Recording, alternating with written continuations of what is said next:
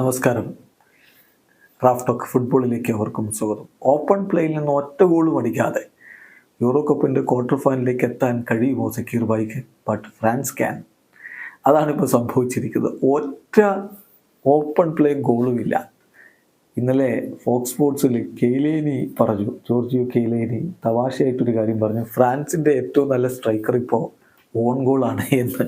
France ആകെ നേടിയത് 3 ഗോളുകളാണ്. അതിലൊന്ന് പെനാൽറ്റിയാണ്, എംബാപ്പെ നേടിയ പെനാൽറ്റി ഗോള്, പിന്നെ 2 ഓൺ ഗോളുകൾ. ഇതാണ് ഫ്രാൻസിൻ്റെ ഈ യൂറോ കപ്പിലെ ഗോളടി. വമ്പന്മാരുള്ള ടീമാണ്. എംബാപ്പയും രണ്ടാൽ കൊലമുവാനിയും തുറാവും ഗ്രീസിയും ഒക്കെയുള്ള ടീമാണ്. അവരുടെ ഗോളടിയുടെ കണക്കാണ് നമ്മൾ പറയുന്നത്. എന്നിട്ടും പക്ഷേ അവർ യൂറോ കപ്പിൻ്റെ ക്വാർട്ടർ ഫൈനലിലേക്ക് കടന്നുപോയിരിക്കുന്നു. ക്വാർട്ടറിൽ പോർച്ചുഗലാണ് അവരുടെ എതിരാളികൾ.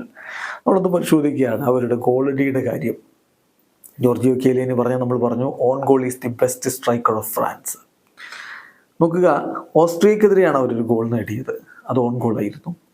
പോളണ്ടിനെതിരെ അവരുടെ അടുത്ത ഗോള് പെനാൽറ്റി ആയിരുന്നു.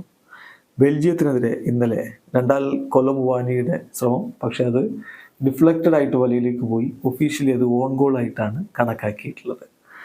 ഈ 80-ലധികം ഷോട്ടുകൾ അവർ ഓപ്പൺ പ്ലേയിൽ നിന്ന് അടിച്ചിട്ടുണ്ട്. എന്നിട്ടും ഒറ്റ ഗോള് പോലും അവർക്ക് നേടാൻ കഴിഞ്ഞിട്ടില്ല. ഓപ്പൺ പ്ലേയിലെ കാര്യം പെനാൽറ്റി ഗോൾ ഉണ്ടല്ലോ എന്ന് പറയും, പക്ഷേ ഓപ്പൺ പ്ലേയിൽ നിന്ന് 80-ലധികം ഷോട്ടുകൾ ഉതിർത്തിട്ട് ഒറ്റ ഗോൾ പോലും അവർക്ക് നേടാൻ പറ്റിയിട്ടില്ല എന്നുള്ളതാണ് രസകരമായ കാര്യം.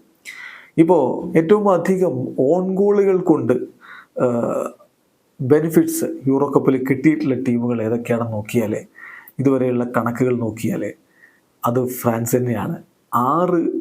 5 തവണ അവർ യൂറോയിൽ ഇതുവരെയുള്ള ചരിത്രം എടുത്താൽ ഓൺ ഗോൾ കൊണ്ട് ബെനിഫിറ്റ് കിട്ടിയിട്ടുണ്ട്. സ്പെയിനിന് 4, നെതർലൻഡ്സിന് 3. ഒന്നുകൂടി പറയാം, ഫ്രാൻസിൻ്റെ ഗോൾ സ്കോറർമാർ ആരൊക്കെയാണ്? ഒന്ന് മാക്സിമിലിയൻ വോബർ, അത് ഓൺ ഗോൾ വന്നത്. പിന്നെ കിലിയൻ എംബാപ്പെ പെനാൽറ്റി ഗോള്.